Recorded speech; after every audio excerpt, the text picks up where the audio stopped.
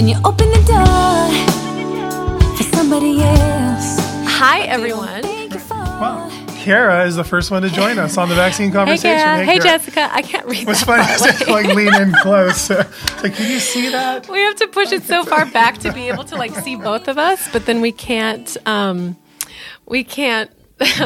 your names and your questions. Yeah. So I apologize. We're not going to be directly addressing everybody on this, but we just wanted to at least show you live podcasting. Yeah. See, these are our digs. You can't see much of it, but I guess we haven't even welcomed our listeners into the show yet. We are recording. This will end up airing. We're on Facebook Live, by the way, for those of our podcast listeners that are going to hear this later. So hello, podcast. We're on Facebook Live. Hello, Facebook Live. We're podcasting. Yes, we're just going to do a little bit of Facebook Live for the beginning of this episode, and we'll continue it off video, just so that we can get back to business. It's hard to really concentrate knowing that camera's right there. But we will do perhaps an in-person live podcast in Orange County. So for any of you guys in Orange County, we want to maybe look towards a vaccine conversation live in person in one evening where we can all come together, have an audience, and we can do questions, answers, and we will record that and then end up putting that live on our iTunes and Spotify and everywhere else where we have the vaccine conversation. So but first, you have to welcome us. You have to watch how Dr. Bob intro. You have to it's do not this always one. me. I know, but it's funnier when you do it. So this is where the music kind of comes in. He says welcome in. Okay, right. Wait, is that welcome in? Is that right? Okay. Welcome, everybody, to the vaccine conversation with Melissa and Dr. Bob. And I don't know when you have not laughed. I know. I laugh every single time. I think it's funny. So make sure you look. Okay. Well, so that people can see you, too. Okay. They need to see you. Right, but yes, I think it's funny. The intros are kind of funny. Oh, wait. Where's my donut? Oh, no. Are you gonna Facebook Live that? Oh, sweet. Yeah. Sweet? It is sweet, no pun intended. Dude. Look at guys. Sidecar donuts. Gluten-free. It's kind of I wouldn't normally go for rainbow sprinkles. Don't lie, you love rainbows. But they make one gluten-free donut every week. Yes, right? and actually that's one of my favorite flavors. Yeah. So I picked them up with my kids yesterday. They got a half a donut each. This is how we... Half a donut? Yeah, this is how we sort of cheat. I won't use the donut bags. That's too loud. Is a half a donut. So they got that, and I knew I would get all sorts of crap from him if I didn't pick one up for him too. So, and luckily it was only a day. If it would have been earlier in the week, that wouldn't have lasted. Thank you very much. Right. You're welcome. And just proof that I do the cooking for some of this grain-free stuff. I also brought a really great apple cinnamon muffin that I get from... That sounds way better than the donut. Check this out. Check this out though. 0 sugar. There is actually 0 sugar. And it's getting better as you describe it. But if you eat it after eating that, it's going to taste like 0 sugar. Right. But this is just proof. There we go. He only got one muffin because we want the rest at home. I'll save that for later. These are from Paleo Running Mama is where I get all my recipes. And what I do is I adjust them to reduce the sugar levels. So what would call for 6 tablespoons of coconut sugar, what I do is I make it 4 tablespoons of monk fruit, 2 tablespoons of swerve or something like that. And that's a way to just allow me to feel better about giving my kids 2, because of course they don't just want one. And why do we really need the extra sugar? So anyway, I get a lot of crap that I don't ever bring stuff. So yesterday we made these with the kids and I brought one today in addition to the donut. So he's killing it right now. Yes. Thank you very much. And actually, just in time for Dr. Bob's birthday is coming up next week. Oh, yes, it so is. this is sort of good timing on that. Yeah. It's funny. We always had this rule growing up. Our kids could have a limit of 2 cookies. Whenever we made cookies, always 2 cookies. In fact, my oldest kid, that was his first 2-word phrase. Oh my God, really? Was 2 cookies. That's hilarious. The first thing he said. But see, wouldn't you rather have 4 and feel okay with giving your kids 4? See, I like the idea that I can lower sugar levels and make sure they're grain-free and have good healthy fats and stuff, because then I can say, yeah, you can have this for breakfast. Yeah, you can have it for lunch. You can have it for dinner, and no, there's not really a limit. So I feel better about that, which is good. It's nice that we have those options now. That wasn't always available back in your time. Did I mention he's turning 50? He's turning 50 this week. which is, week, yeah. and I had a big birthday my last year, and you had a big birthday this year. Your 30th birthday. Yeah, my 30th birthday. Yeah, I know. Right. Ding. So But anyway. are we going to keep Facebook living? No, we're going to still, for this intro stuff, I want a Facebook Live. Okay, yeah, okay. I feel like, I don't know, it feels awkward. Conflicted. I feel like on camera. I know. But You weren't made for the stage, huh? I was not. No. No. Anyway, yeah, you Well, lucky intro for us, him. and I'll eat some more donuts. Okay, you eat donuts. See, I'm a singer, for those of you that don't know. And so I'm used to kind of the stage, I guess. And I'm used to being in front of a camera if I have to be. So I've learned to make it work. But I know for certain not everybody likes that. And it is uncomfortable. And it can absolutely be hard to stay focused. Like eating a donut and being on camera and having to podcast for you is clearly too much. Are you able to sustain? Yes, I am. Okay, so we're going to be talking about the rest of the Senate hearing on this actual You podcast. told me to sit up straight. Sorry. Yeah, I've sit been up straight. slumping over. Okay. But what I wanted to, two things I wanted to address. I posted this last night. Okay, so there are 17 cases of measles in Vancouver. And what's so interesting, 17? Is it that many? It's so many. Okay. It's that Okay. many. 17. Right. Oh. Well, no, when we I thought first you were heard about it, kidding. I think it was just a few or something, but okay. Right. Okay, and so anyway, what I found was interesting is I started looking at the articles for Vancouver. And of course, not being United States media, they tend to cover things slightly differently because we're talking about Canada. Right. Like telling the truth. And Like being a stuff like little that. more transparent. So, All right. for example, one of the articles that I found, and I'm looking through his thing, the title is literally "Do not call 911 if you think you have measles." This is according to a paramedic. This is the advice they're giving. Do not call 911, you guys, if you have the measles. And then this was tweeted by, I don't know who this, like, I don't know if this is a news person or a police I don't person know. or something. Yeah. But anyway, the same person that posted that article tweeted saying, "Stay home if you think you have measles. Definitely don't call 911." And it says they don't want emergency only phone calls getting clogged up with nuisance calls. And so I thought about that. So if a call about measles is a nuisance, because measles is not really that dangerous or that scary, and it's not a public health emergency because you don't want to call 911 or you shouldn't call 911, then why are we using it to say it's a public health crisis and an emergency for all of the legislation that they're putting in order? Does that seem weird to you guys too? Because they're literally freaking everybody out in the media, but then they're like, whoa, whoa, whoa. Hey, by the way, don't freak out. It's just the measles. Yes. Yeah. Yeah. It's You think that's interesting. weird? Yeah. No, it is. Yeah. It's two-faced. And then the other thing that I saw is there was a lot of conflicting information in the articles. So one of the things they mentioned was how there was a school outbreak. Okay, so they said 2 cases linked to the school outbreak. But then the actual British Columbia, am I saying that right? Health British Service or CDC, something? the British Columbia CDC, the BC CDC spokesperson says it's linked to school, but it's not happening in schools. Okay. So that's somebody else saying that. But then the media article says school outbreak. So everybody's freaking out because they think this is now in schools and all the kids are going to get it. But then the actual CDC rep, the medical director, is saying, oh, by the way, this is not in schools. And doesn't that kind of remind you of the Disneyland outbreak? Right. Because of the Disneyland outbreak, not one single case was transmitted in any California schools, not even one. And yet it was mandated for school entry. Right. So it's funny, they mandated the measles vaccine, the only place that they had no measles cases And so- transmitted, which is ironic. It is, and I think that the term school outbreak is a lot more catchy, if you will, to get people's attention. They're not going to say not in school, but linked to somebody who's school age, because basically all they're telling you is it's somebody who is in the age to be in school. And that doesn't really say anything at all. And then the other thing I wanted you to know is that same medical director says, sorry, let me go back here. The same medical director for the BC Center for Disease Control says, listen, you guys, this is a direct quote. This is the medical director for their CDC says, she realizes some people are under the false impression that measles vaccine guarantees immunity. She said that. People are under the false impression that the measles vaccine guarantees immunity.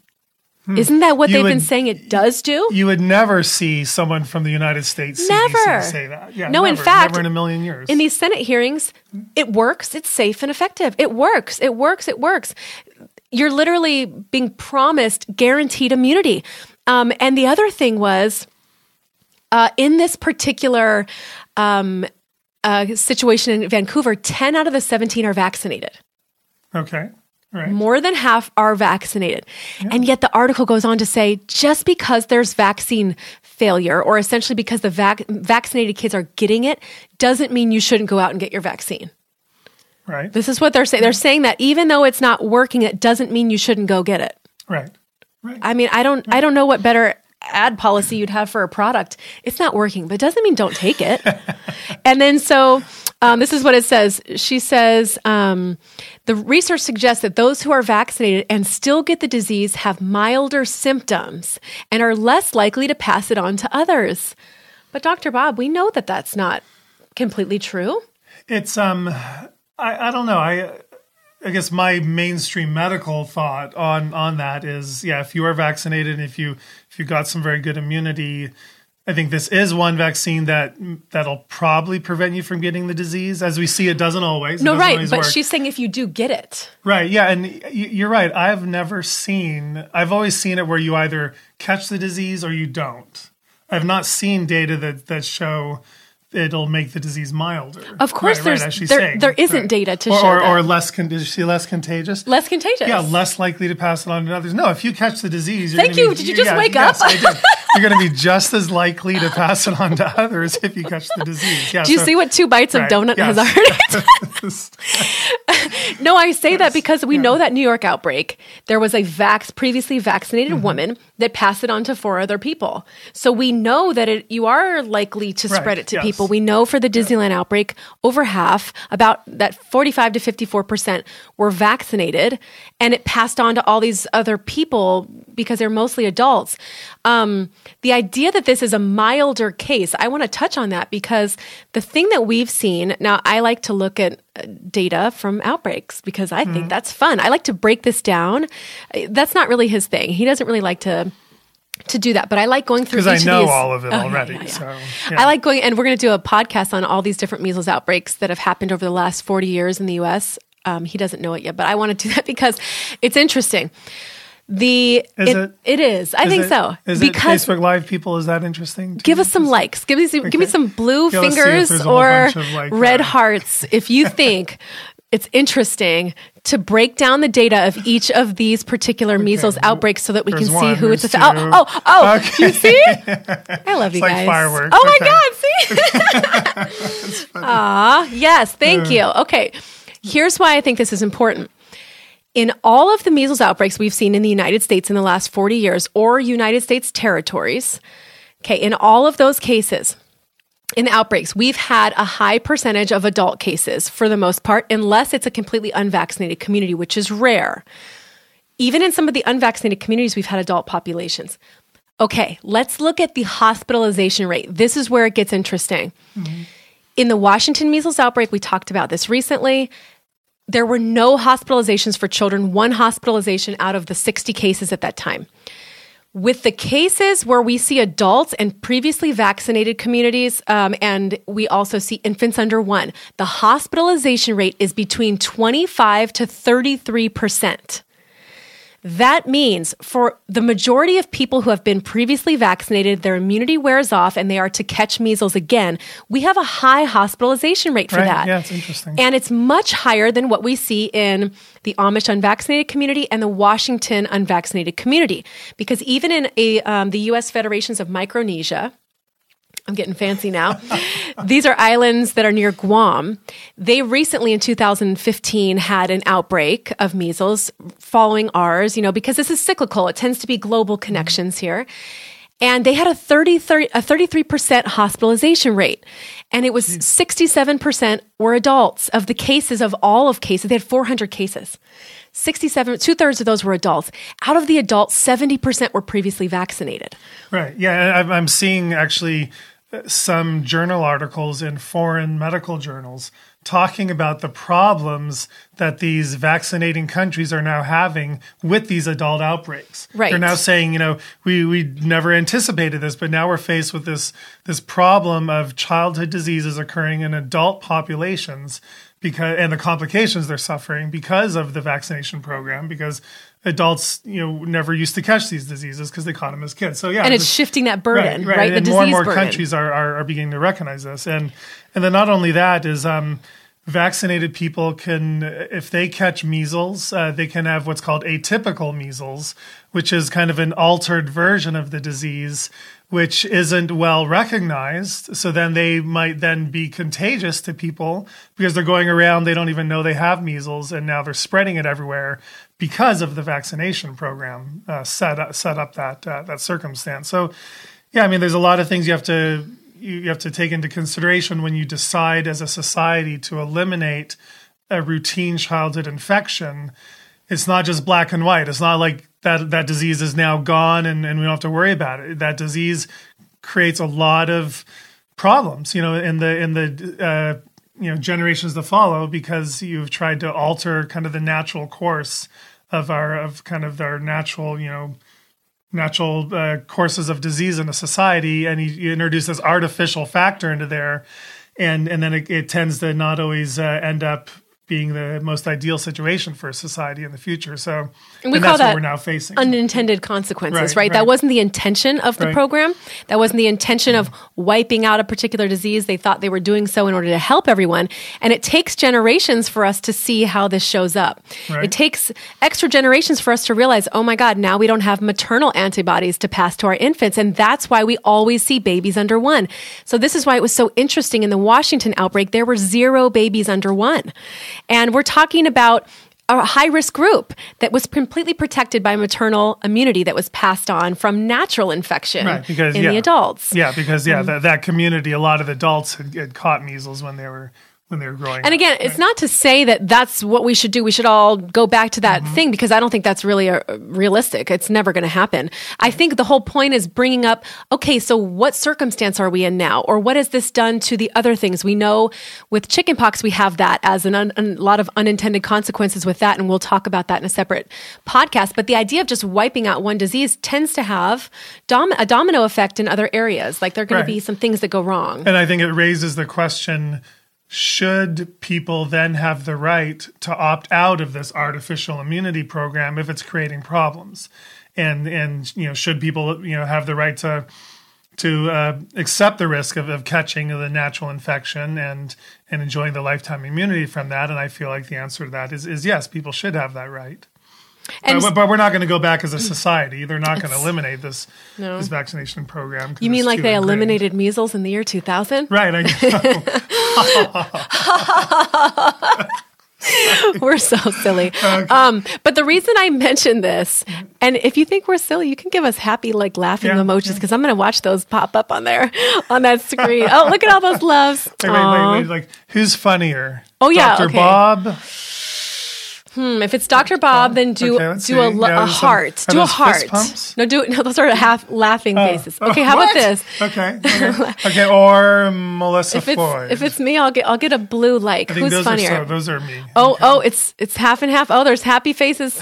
I think we're going to call it a tie, Dr. Bob. Okay, we'll have to. That wasn't really a placebo-controlled trial. It's like we were both simultaneously getting. Oh, okay. Plus, we were both laughing at the same time. Okay. Anyway, right. Okay. So the reason I mentioned, I see blue. I'm loving you guys. Oh, blue, mwah, mwah, mwah. I love you all. Okay, the reason I mention this is that she says if you're going to get vaccinated, you're going to get a milder disease that will not transfer to other people. There is no proof that you're going to get a milder case unless they're talking about atypical vaccine-induced measles, which 3 of the cases in Washington were listed as measles, and they had to retract that because they were actually measles rash due to the vaccine. Right. But this idea of milder symptoms, we heard about that with the flu, right? And we broke that down. The idea that you're not going to have a severe case or you're going to have a much milder case. Well, we actually have found out based on California data, that's not true. We know that around half, and 2 years ago, more than half of the hospitalization cases and the fatalities from the influenza were previously vaccinated. So you can't tell people, even though vaccinated people are getting this, don't worry, you still need to get it anyway because you're going to have a milder case. That's not 100% true for many of these diseases. I don't know if it's true for any of them, but we've only specifically looked at things like measles and the flu. And Right. I think that qualifies as misinformation, Dr. Bob. So don't try to search for that on I Facebook. think it should be censored. Or Amazon. Okay, so speaking of Amazon, so this is kind of like a what's in the news. This is what we're Okay, Facebook right. living. We still before. haven't told you what today's topic is, or I think you. They'll said have it. to listen to the podcast Okay, next right. week. Okay, so you guys, we just talked about censorship. I think that is going to go live Monday. Yeah, hopefully Monday. Okay. Yeah. So we know that Amazon is one of the companies that has been connected to this idea of preventing certain information that's considered anti-vaccine or vaccine misinformation or whatever. So look at what somebody shared yesterday that I saw. Now, this is from last year, July. So it says Amazon is an online retail giant. Guess what, guys? They're into America's prescription drugs market. It says on June 28th, they bought an online pharmacy called PillPack. This is based in New Hampshire. They bought it for $1 billion. That when this deal is completed, Amazon will be able to sell prescription drugs to customers in 50 states. So let's think about that. If Amazon is connected to pharmaceutical companies, and we know pharmaceutical companies are connected to censoring of information, is there a chance, you guys, that Amazon doesn't just believe that there is dangerous misinformation, but they are in business with people who suffer because of information that has a dissenting opinion? Is there a possibility that there is a conflict of interest here with a large retailing giant who is supposed to be independent, supposed to be neutral, just like Google and just like Etsy and Pinterest, which we talked about? And there's a really interesting podcast with Joe Rogan that just happened that I'm starting to listen to. Cool. With the CEO of Twitter, and they're talking about this censorship and about the idea that he's clearing his throat. He's trying to not make it obvious, but they're on video. They can see. Okay, the mic's back on now. He's like, See, I just bought this new mic switch. You can't see it; it's down here. But he's always clearing his I throat. was to clear my throat. You can hear it on the podcast, but now you can't. It's because he eats snacks all the time. So like he starts to have to clear his throat. Anyway, you guys, Amazon, pharmaceutical companies, think about that. Is that why they're trying to keep books and movies and stuff from the streaming and from their retail shop? And is that ethical? Is that ethical? I mean, should that be legal that they can do that? They can have a conflict of interest and then be able to decide what information you get? I don't know, you guys. I think this is everything is getting very muddled. There's a lot of overlap here. And I feel like there's a case here against constitutionally protected rights and conflict of interest. I don't know. What do you guys think? You think something needs to be done? Let me see some red hearts for something needs to be done about this type of conflict of interest as it relates to major corporations and pharmaceutical companies intervening with places where we're supposed to get our information. It's going to take a second, but they're going to come up. Okay. Let me see those hearts. Okay, see? Do you see? Look at all those hearts. This is what I'm talking about. We're not the only ones who think this is wrong. The American public would think this is wrong too. They just don't know about it. And they're not going to know about it because Facebook's going to keep this kind of stuff from being shared in the future. And isn't that a problem? I really hope something's going to be done about it. But I just wanted to bring that up as what's in the news. Do you have anything in the news you want to share? No. You should see what's he has crumbs all over the Senate hearing testimony. They're like literal crumbs. Just no wonder. Well, I tried to figure out where can I place my donut. I just put the crumbs on the table. I was looking for something that I could place it on that is worthless, and I'll be able to throw away. And that was Ethan's testimony. What could be more worthless than the Senate hearing testimony Yes. that we're going to go through? I agree. Anyway, so we are going to continue this conversation on our podcast. Our podcast is going to continue rolling while we continue covering the Senate testimony part 2. We have a part 1 we've already recorded. You guys are going to have so many episodes coming up. We are on it. In this next couple of weeks, we are just on it. And anyway, thanks for joining us on Facebook Live. Check out our podcast, The Vaccine Conversation, and our website. immunityeducationgroup.org. Or .com. Or .com. Sign up for our email list there. So when Facebook, shuts us down, you can stay in contact with us. And we have some exciting IEG, Immunity Education Group news coming up relating to don't tell them, community things that we're going to be doing. I'm sorry, I don't have that mute button, so I had to clear my throat. Yeah. Anyway, thank you guys for supporting and joining along and joining us on this Saturday morning. And we'll try to do this more often so that you can see us a little bit. And we will be doing some where we can take live questions. Well, yeah, we're totally going to do an episode where we won't even Q&A. have a topic. No topic. And we will just look at your questions and answer them. And we will try to give you advance notice. So, and maybe a Saturday like this works well too for most people because they might have another spouse or something that can watch the kids for a second while you dive into this. We will do a Q&A episode live. So get your best questions ready. That may be within the next week or two, so it's not going to be long. And make sure they are the best questions. We won't be able to answer all of them. We'll just go as we can, and we'll try to make it at least an hour so that everybody kind of gets heard in there. Not herd immunity. Heard. You know what's funny? I had a post where I said my patience was waning with my children, and I wanted to say like vaccine induced immunity, but it was just a regular post. It wasn't a vaccine post. But every time I hear the word waning, I can't help but think of like waning immunity. I just figured there were some people on my newsfeed that might not get that joke, and maybe I don't need to make it all the time. But you know, when you're kind of in this all the time, words like herd and waning and that kind of stuff just tend to or the word like up. correlation. Correlation, causation, all that stuff. Yeah. Anyway, we're signing off. Thank you guys for all of your support, the Vaccine Conversation podcast. Yeah, we really appreciate you guys listening, and that's me a real especially. blessing to us. Like even me more than him. Like he sort of appreciates, but like I really appreciate you guys. Yes. No, just kidding. We both really love you guys so much, and thanks for watching. And we will see you soon. Bye-bye. Bye. Right. Oh, whew, yeah. Get back over here. Okay, yeah. Now I can get back onto my side of the table. We should keep. Well, we're still live on the podcast. Oh my God, yeah, we are. Yeah. So get back on your side. You guys, I'm just This so is so awful funny. and mean. Okay, so I'll share this just so Should that we pause the podcast, or should I just No, keep no, it no. rolling, keep it This real? is how we do it, you guys. Have This to is real. Move my donut crumbs over and. Dr. Bob and his donut crumbs on So- this episode of the Vaccine Conversation. So today's episode, we're continuing with part 2 of the Senate hearings.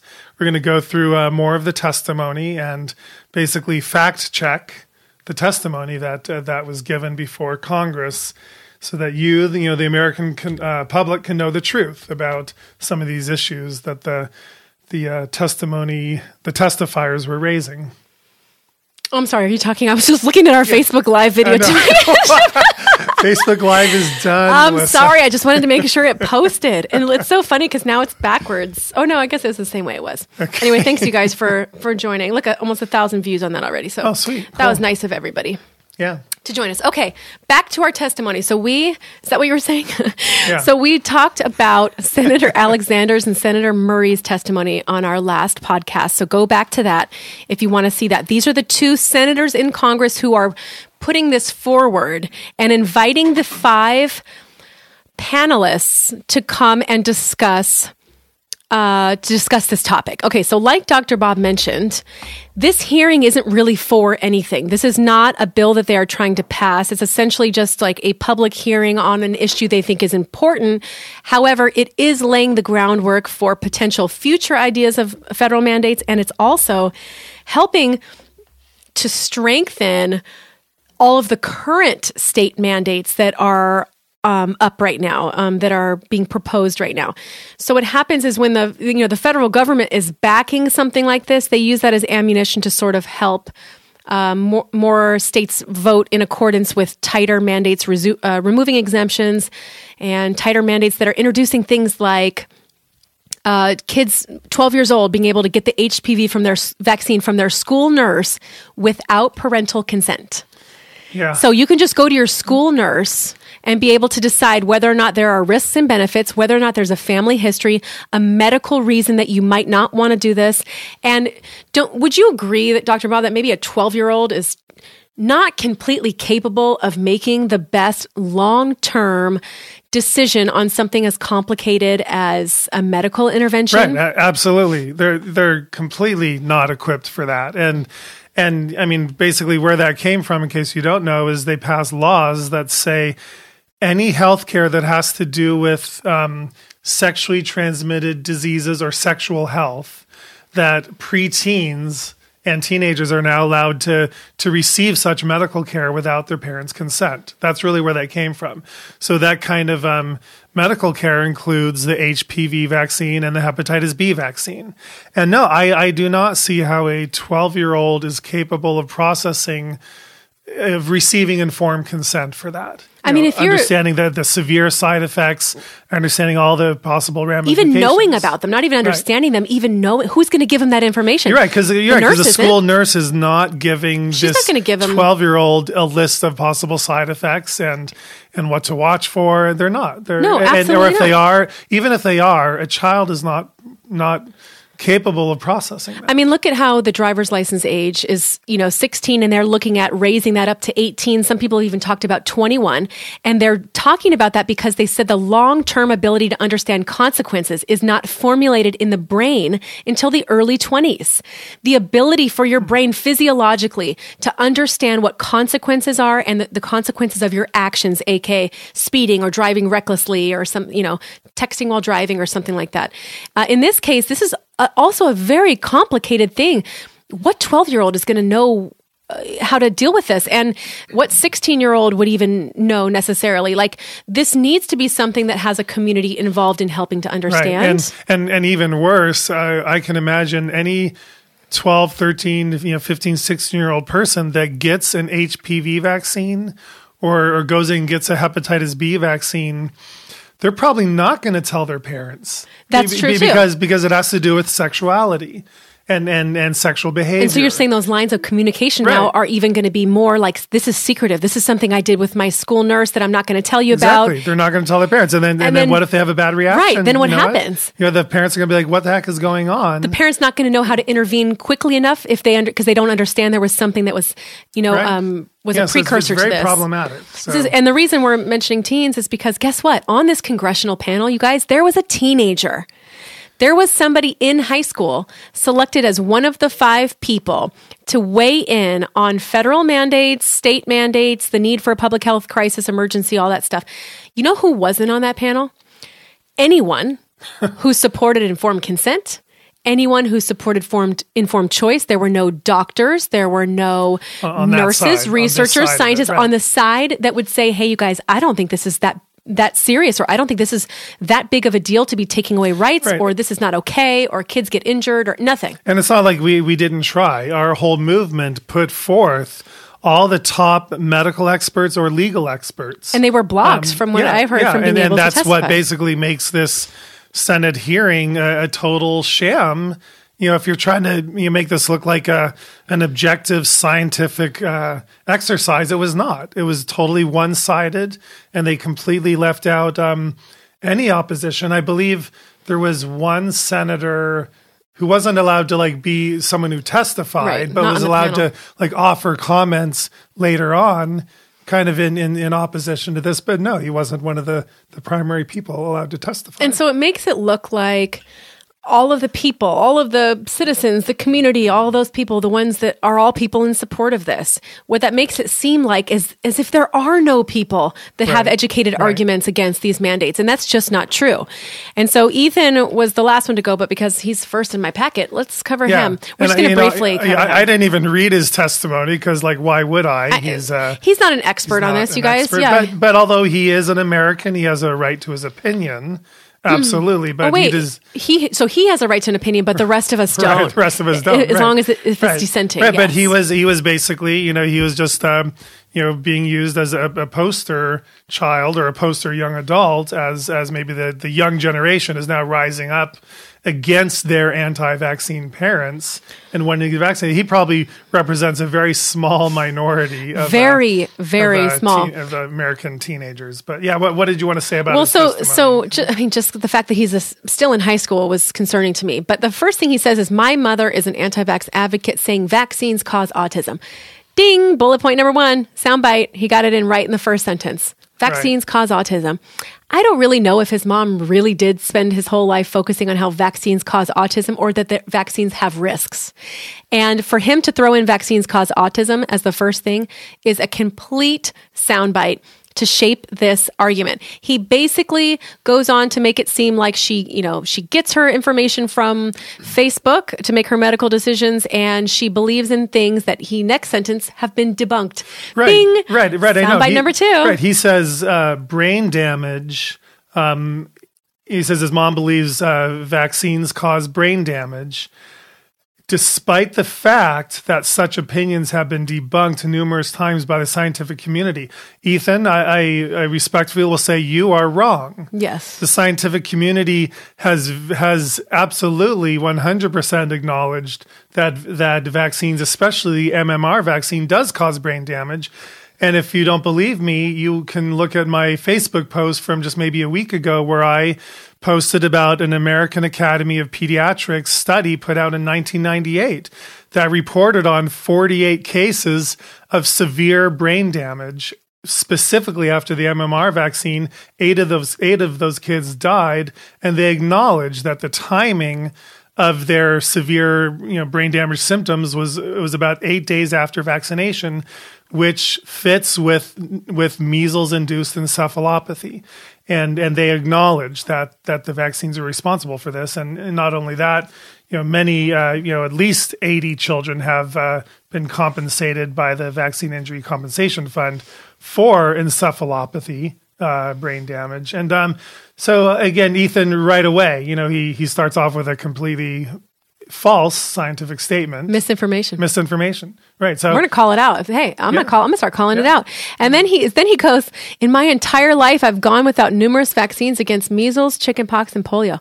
Dr. Bob, how did he survive? I know. How did he make it to be somebody who's chosen to speak at this panel? How did he get this far? He hasn't gotten those vaccines, and he was supposed to die by age 3. What happened? Is this just an anomaly? Yeah. Oh, apparently nobody survives this thing. And then he, this is the part I think is sort of like funny and shows, his lack of maturity. He says, it's important to understand as I approached high school and began to critically think for myself. As I approached high school, what kind of teenagers, are critically thinking for themselves? They're literally covered in hormones. You can't critically think for anything. Like your whole chemistry, your physiological chemistry is not set up for you to be doing critical thinking. It is literally still in survival mode. And he said he started to join his debate team. And this is when he realized that all controversial discussions, there are 2 sides to the discussion. Are there? Isn't that interesting? There's 2 sides. But this is what he says. There always seems to be a counterclaim or rebuttal in terms of a debate. This may seem true for everything else except for the vaccine debate. Does he say that? Yeah, he says. This may seem true in all essences, but it's not true for the vaccine debate. So he went in his debate team, realized that, hey, every complex issue has 2 sides. Oh my God, Ethan, wow, that's something that hundreds of thousands of us have been saying for so long now. Yes, there are 2 sides to every complicated issue. But then he goes on to say, this may seem true for all of the things except for vaccines. Right. And I find that, again, as just a sign of his ignorance and immaturity on this. And then I'm not going to go through any of the rest of it because there wasn't much in there, but content-wise, it was very empty. He did go on to talk about the danger of social media. Again, ding, pharmaceutical bullet point. And he said that his mother's basically misinformed because these are sources that are trying to instill fear into the public for their own gain, knowing the information is incorrect. Right. I don't know a single person doing that. Who's gaining from this? Right. Yeah, none of us gain anything from it. Are you gaining? No. Oh, are you like totally in good terms with all the medical communities because of your desire to talk about this? Right, and I lose money on every patient who does not vaccinate. That's true office. too. And that's. Ooh, we should put together. Let's put together an actual numbers of what each patient you're losing per person. Because if you were following the CDC schedule, the amount of money you would have gotten for each of those injections, we're going to do that because I bet that number is probably pretty high. Okay. And that'll also lead to what other pediatricians might be thinking in not doing it or not getting people at full compliance levels. Right. And that's that's probably our next episode we're going to record is about why doctors make these decisions, to force vaccinations in their office or to mandate them. So that'll be interesting. So I have to laugh because Ethan does mention misinformation. He talks about that there needs to be concern about addressing misinformation. I can't imagine some 18-year-old saying, I think there's misinformation on the web or there's misinformation on Facebook. Like, come on, dude. And then another senator says to him, where does your mother get her information? And he says, mostly Facebook or social media platforms. So he mentions by name Facebook. And then the senator says, and where do you get your information? And his kind of attempt to be funny was not Facebook. I go to these websites like the CDC and the World Health Organization, which we talked about last time, is also where we go. So twinning. Twinning? What? Oh my God, you're so out of the loop. You see, if you're out of the loop on social media, these old senators that are talking about the need to regulate it, come on. Okay, so anyway, how about, you want to talk about anything with Washington State Health Secretary John Weisman? Yeah, I guess a few things that I found interesting. Again, with all due respect to John Weisman, he has a very important job and a very high level position. A few things I underlined about his testimony that I thought were I would maybe disagree with. He claims that vaccination has led to increased life expectancy among Americans. There are no data that support that statement. In fact, we're going to talk about how there's actually trends. One of the nations in our world, Japan, is third in life expectancy and worldwide, and or maybe even the first life expectancy, but they're like third in child mortality or in prevention of child mortality. But they're one of the least vaccinating countries in the world. But no, again, Dr. Weisman, he doesn't have any data to support that statement. We don't know if vaccination increases life expectancy. He also says he wants to speak directly to the parents who have children with serious health issues who have shown up to protest the mandatory vaccination bill in Washington State, because that's where he's from. He's seen these, hundreds of families come, to the state capitol protesting this vaccine mandate with their children with serious health issues. Well, first of all, he doesn't acknowledge that these parents feel that their kids have serious health issues due to vaccination. Vaccine injuries. He doesn't mention vaccine injuries. He doesn't say they're vaccine injuries. He just says, you all show up with your kids with serious health issues, and we hear you. But kudos for him for at least acknowledge. He's the only one that would really acknowledge that these people exist. Yeah. So on one level, and when I first read that, I thought he was talking about all the people who are concerned that they're going to get measles. But now that I reread this, I see that he were talking about the people that are parents of vaccine injured kids that are saying, hey, I want to be noticed and understood and heard too. Right. It's nice that he was at least addressing them. Yeah, he says, I see your pain and your desire for answers to your children's health issues. But that's so condescending, though, right? It is. So basically, he's saying, number one, he's saying, all of you parents that have come into my office with a child with autism, I see your pain, but because it's not due to vaccines, we need to help you find answers. But he's completely ignoring the families that come through whose children have suffered severe encephalopathy. Things that are not, nerve injury, debilitating conditions, and have become permanently disabled, or people who have come through whose children have died. He doesn't even acknowledge that vaccine injury exists. He only brings up autism. Right, even though the government acknowledges it exists and the scientific community acknowledges it exists, he doesn't, nor does anybody in any of these not once. But Ethan mentions autism. Yeah. He mentioned autism. Yeah. So that's 2 out of 2 so far have mentioned vaccines don't cause autism. Right. Even though there's this entire vaccine adverse events reporting system, I am floored that, 5 health experts testified through this entire hearing, and not even one of them mentioned this huge government program that we have that collects data on all vaccine adverse events. Not one of them. Not even a single acknowledgement that adverse events happen, which I find very concerning. Yeah, and also one thing I thought was kind of interesting is what does he ask? What is he asking the federal government for? Funding. Right. He actually goes into money. We need more funding to prevent these things. He asks for the CDC's budget to be increased by 22%. Right. For the CDC. And this is what he's saying is, and I want to know this. He said so far this outbreak has cost the state $1 million. I want to know where that money. We're not talking about hospitalization, so they can't use that.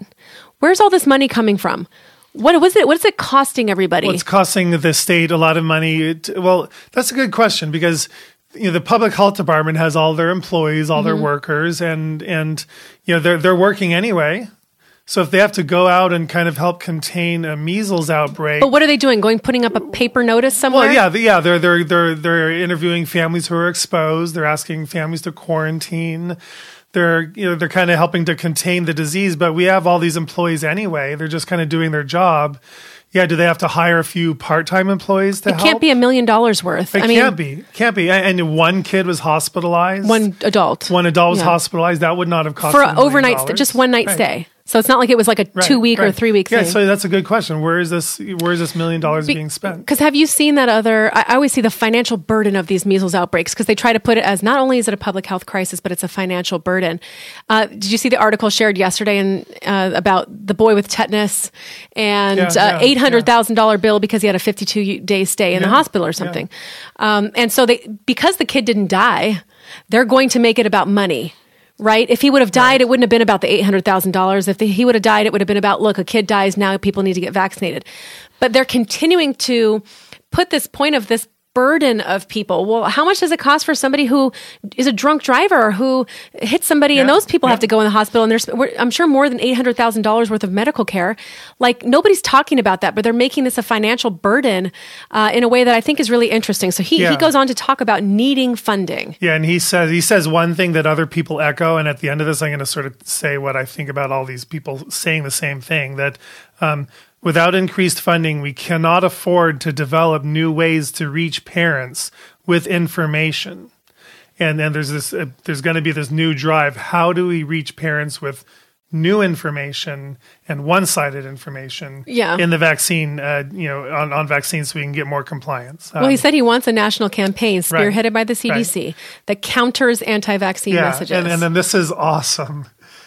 Counters anti-vaccine messages similar to the successful Truth Tobacco campaign, which is successful Truth Tobacco Prevention campaign. So I don't know why he went there. It's very interesting. I know, just the mention of tobacco. Right, because what he's basically saying is when we figured out how dangerous tobacco was, we started spending lots of federal money in educating everybody how dangerous tobacco was.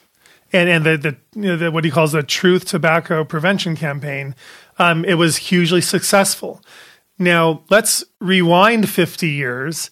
What did the federal government and the medical community used to say about tobacco? It's safe. Yeah. It's good for you. Everybody needs to smoke. There's nothing wrong with it. And then what happened? Some people started getting harmed. Parents started saying tobacco is bad for us. People started dying of lung cancer. They started saying tobacco is harming people. And what did the tobacco industry do? They went into this huge PR mode saying, no, tobacco is great. It's perfectly safe. Put out different studies saying that's not true and sort of debunking. Exactly. So now people consider now tobacco science as a way to shine a light on when a big company is using their influence, their financial influence, to influence science, influence law and policy and government and public perceptions. But it's interesting that this doctor would actually use that same whole kind of argument, but turn it around and say, no, we actually put out the truth about the dangers of tobacco, and everyone stopped using tobacco after decades of people hiding that information, including government officials. It's very, very that really fascinated me. So you can see these transcripts, I think, on C-SPAN if you want to look through and see. Right. Then he also says everyone has a right to live in a community free of vaccine preventable diseases. And what he's excluding, again, completely denying, is I feel like everyone also has the right to not have to suffer from a vaccine injury and have the right to say no to a medication that can cause a vaccine injury. But apparently No one here believes that is a right. Outside of an injury, what if the disease that just because we have a vaccine for it is not serious enough to not want to get it? Right. Like, what if you would rather catch chickenpox and get the lifelong benefits of that? I mean, yeah, because instead you're going to be forced to get the vaccine. Yeah, because he's ignoring the fact that we should all be free of vaccine preventable diseases, and that's like that global campaign. That's a you're great talking question. about. Should we all be free of vaccine preventable diseases? I mean, what makes vaccine preventable diseases more important to be free from than just all other diseases? And why do we have to be free from all of them if our chances of getting them are very rare? Or if some of them benefit us or some of them are mild, is it the right choice to be free from all of them? But plus that list, just since the time I was a kid till now, has increased so much. So a vaccine preventable disease is anything on the CDC schedule that's recommended, or technically it's anything that has a vaccine for it. Right. Because it's a disease that has a vaccine. So our entire community has to be free from all diseases where they've invented a vaccine, is what he's saying. Yes. And that's somebody's choice to say, hey, we've made one. Not that you really need it, but we've made one, so therefore you have to get it. I mean, that seems... Right. I mean, we know now that it's actually healthier for babies and children to grow up in a non-sterile environment, to go outside and play and get dirty, to be exposed to the natural healthy germs. And sometimes that includes an infectious disease. And we know in the long run, in a lot of ways, that's healthier for us. Yet the government is now saying, no, we believe it's actually healthier to make sure nobody ever again catches any of the vaccine preventable diseases. I mean, yeah, sure, you don't want to catch meningitis. You maybe don't want to catch polio. You don't want to catch tetanus. Yeah, but is it true for all of those diseases? No, it's not true. And is it true that every single person it should be mandated all the several doses for all those people? Right. Because I was thinking about this now, is that I'm getting the rushed look from Dr. Bob. Well, no, sorry. I was thinking about this, and I commented on a post I did about antibiotics, which we'll talk about. But just the fact that, like, my son would have by now gotten 39 doses by his age, according to the CDC schedule. But he didn't. In his case, he hasn't had any. He's vaccine free. My older daughter is vaccinated, and I'm thinking he's totally fine, never sick, super healthy. But yet, according to these laws, according to what they deem necessary, he should have had 39 doses of something just to get him to this point where he is without any problems. Right. And that's additional doses. So, maybe there are some things we want to look into maybe getting later, but on top of that, he would have had plus the 39 doses already in his first 2 years. And that should be something that people are a little bit concerned with, because as soon as they recommend it, that recommendation turns into a requirement. And there are ways to get through life, as Ethan has shown us, without needing to get certain doses of certain things. You can still survive and be healthy. And I just wonder where this idea of requirements and that we should never have a vaccine preventable disease, what's that going to look like in the future as more vaccines pop up? And should anybody get to decide that my son needed 39 doses, he's totally healthy, disease-free, and no conditions, nothing, why would we have wanted the 39 doses unless it was to get him to this point? But if he can get to this point without that, and we're not, again, living in the 1900, we're not living in a third world country, every situation should be totally customized, I think, to the place that you live, to the circumstances in which you live, and what diseases are around you, around that place. So it kind of hit me the other day, like, oh my God, my kid was supposed to have all this by now, but he didn't, but he's totally fine. But that's a lot of doses. I mean, 39 doses is more than any of us had in our full adulthood, right? That he would have already had just by 2 years old. Well, we should probably pause here, because we're going to probably have to have a Senate hearing part 3. That's a great idea, Dr. Bob. I know, isn't it? Isn't it brilliant? Donuts make you smart. Studies say. Science says. Science is really settled. Yeah, all right, so thank you guys for joining us on the vaccine conversation, and tune in for our next episode. Will be Senate part 3, Senate testimony part 3. Right, and don't forget to rate and review us as always, and maybe sign up for our email list. I always like to push that as Melissa rolls her eyes every time. And make sure to sing along with the song at the end. Oh my gosh, I got the nicest message from someone who said their 8-year-old was actually singing that song to themselves in the morning because they had overheard when the mom was listening to the podcast, and they were singing that song. I'm like, oh, that's my song. Oh, that's so cute. Sweet.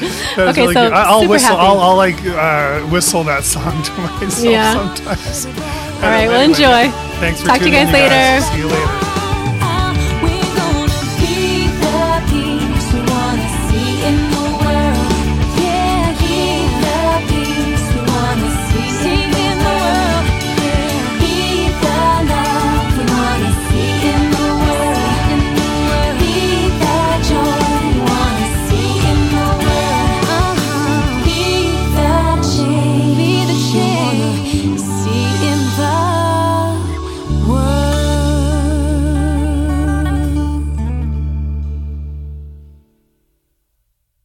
The information in this podcast is for entertainment purposes only. It is not intended as medical advice. Always consult your healthcare professional for information on vaccines and infectious diseases.